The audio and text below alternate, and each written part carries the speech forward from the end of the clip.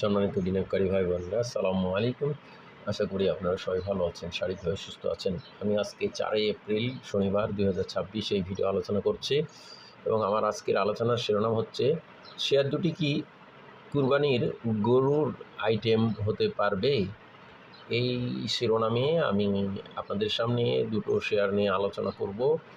যে শেয়ার দুটো আমরা আগামী কুরবানি ঈদ বা ঈদুল আজহা উপলক্ষে কি শেয়ারগুলোর ভালো অবস্থান যেতে পারবে কিনা বা সেই রকম সম্ভাবনা আছে কিনা সেই বিষয়টি নিয়ে আমি আপনাদের সামনে আলোচনা করতে চাই। তো বন্ধুরা, আমরা যে দুটো আলোচনা করব এই দুটো আলোচনার মাধ্যমে আমরা বুঝতে চেষ্টা করব শেয়ারগুলোর বর্তমান ট্রেন্ড অবস্থান কি এবং কি অবস্থান হওয়ার সম্ভাবনা আছে সেটাই যাচাই বাছাই করে আলোচনা করব। এবং এই আলোচনার মাধ্যমে এটাই বোঝানো হচ্ছে যে যদি শেয়ারগুলো ভালো অবস্থান হয় তৈরি হয় তাহলে কিন্তু শেয়ারগুলোর মাধ্যম দিয়ে যারা এই শেয়ারগুলো আছেন বা থাকবেন তাদের একটা কুরবানি ঈদ উপলক্ষে একটা ভালো কিছু হওয়ার সম্ভাবনা আছে কিনা এটাই আমরা আলোচনা করব। তার মানে এটা নয় যে এই দুটো শেয়ারের মাধ্যমে কুরবানির একটা আইটেম হবে।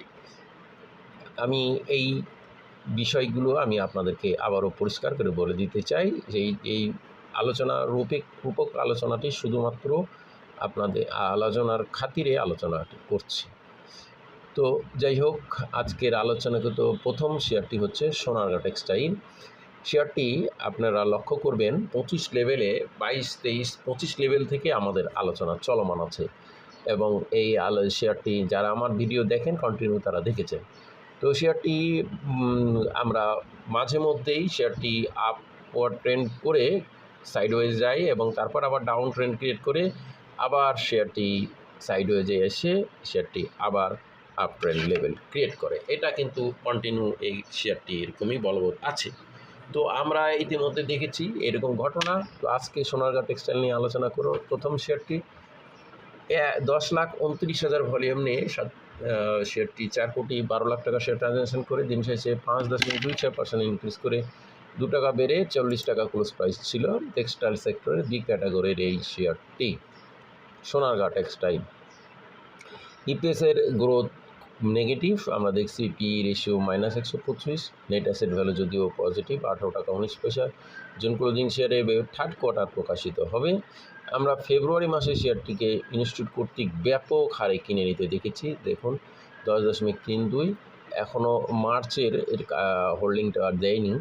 তো বন্ধুরা দেখুন, দুর্বল একটা ফান্ডামেন্টাল শেয়ার, ইপিএসের দিক দিয়ে একটু দুর্বল, যদিও শেয়ার সংখ্যা কম, খুবই সামান্য, 2,65,00,000, 1,09,00,000 পাবলিকের কাছে এবং ইনস্টিটিউটের কাছে 37 লাখ মাত্র। তো ইনস্টিটিউট যদি আরও কিছু শেয়ার, আরও 20, 30, 50 লাখ শেয়ার কিনে নেয় তাহলে শেয়ারটি মাত্র 50 লাখ শেয়ার থাকবে এবং 1 কোটি শেয়ার এবং 40 টাকা দাম, সেই হিসাবে 40 কোটি টাকাতেই কিন্তু শেয়ারটি পাবলিকের পুরোপুরি শেয়ার কন্ট্রোল করে নেওয়া যায়।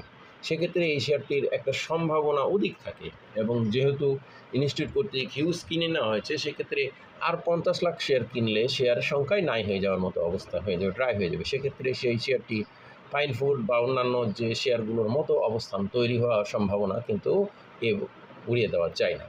তো আমরা এই সোনারগাঁ টেক্সটাইল এই মাসে এই এপ্রিলে যে হোল্ডিং দেবে মার্চে, এই হোল্ডিংয়ের পরে অনেক কিছু ডিপেন্ড করছে এই সোনারগাঁ টেক্সটাইল। যদি হোল্ডিং আরও ইনস্টিটিউট বেড়ে যায় তাহলে কিন্তু শেয়ারটির নিশ্চিত গন্তব্য অনেক দূরে।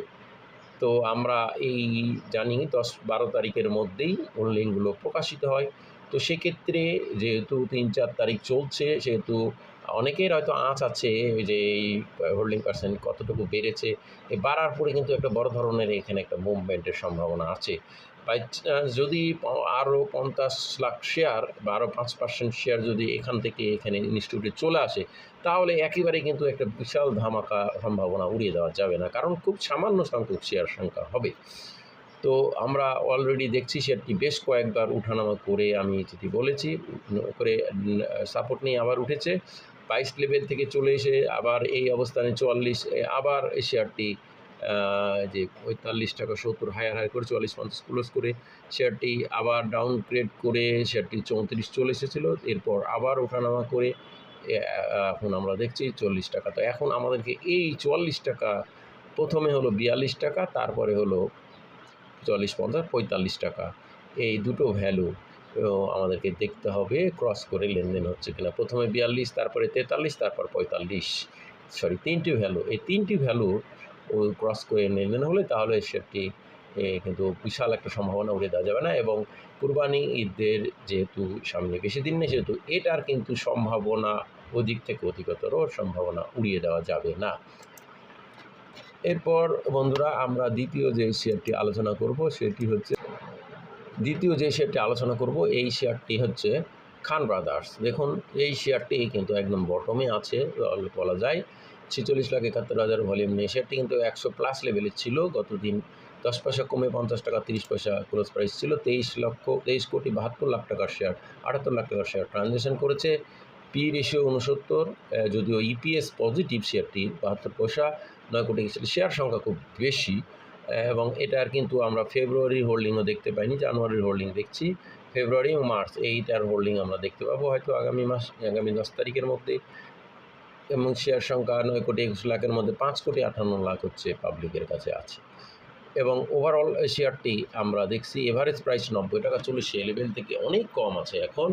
এবং শেয়ারটি রিসেন্ট টাইমে 47 টাকা 40 এই লেভেলে 8 মার্চ নেমে গেছিলো। তারপর আবার প্রাইস আপ করে 51-40, এরপর আবার ডাউন করে 47-70 এখান থেকে ব্যাক করছে।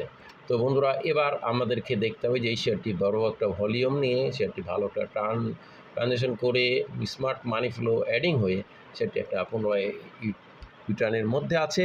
তো এখন আমাদেরকে দেখতে হবে যে এই খান ব্রাদার্স শেয়ারটি আগামী দিনগুলোতে 52 টাকা ক্রস করে লেনদেন হতে পারছে কিনা।